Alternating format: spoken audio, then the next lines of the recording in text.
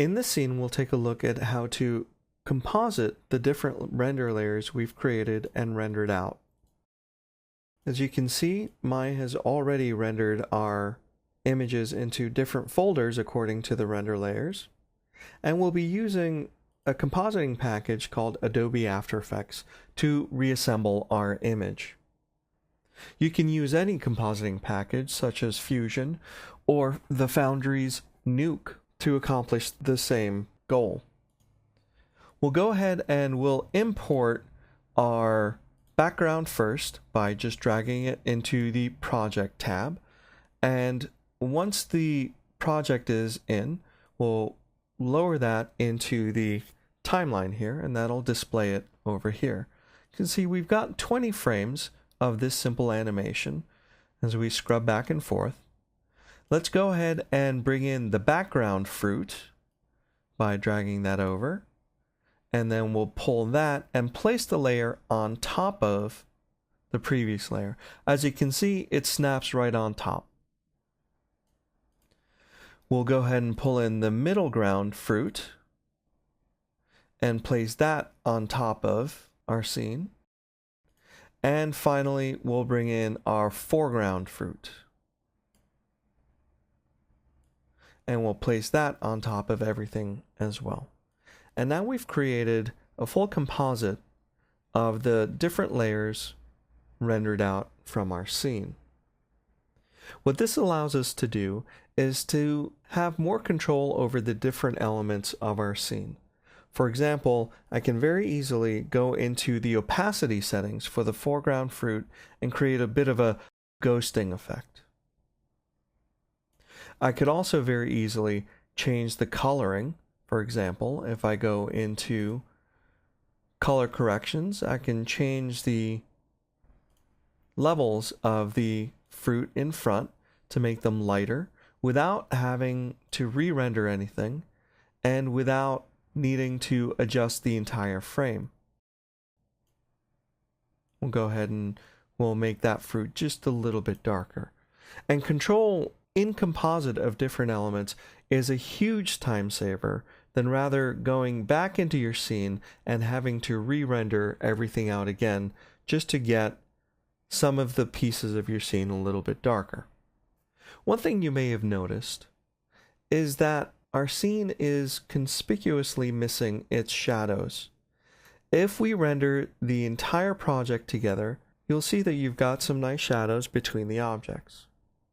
What we're going to want to do is create a shadow pass in Maya as its own separate render layer.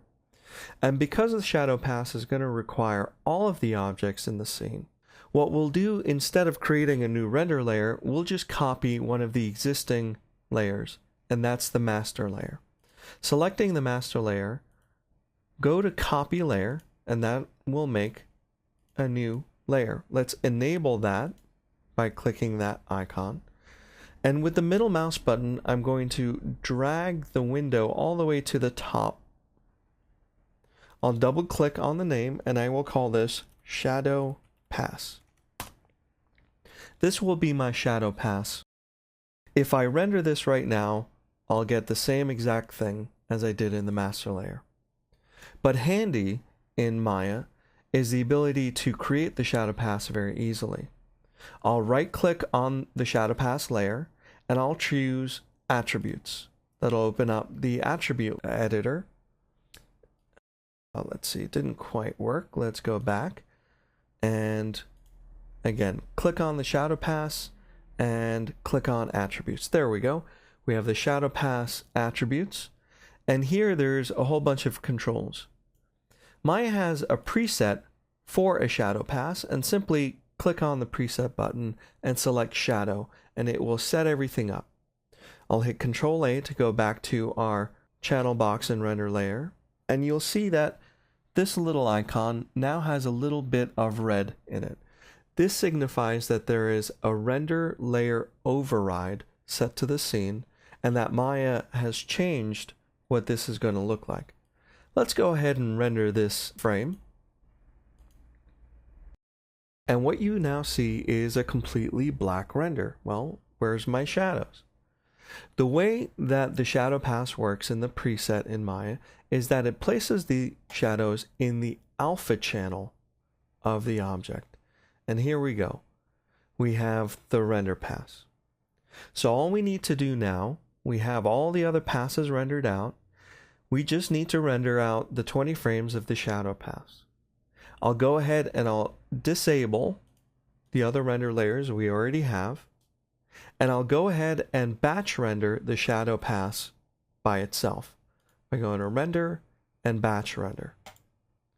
When this render completes, we'll be able to have the shadow pass to put into composite.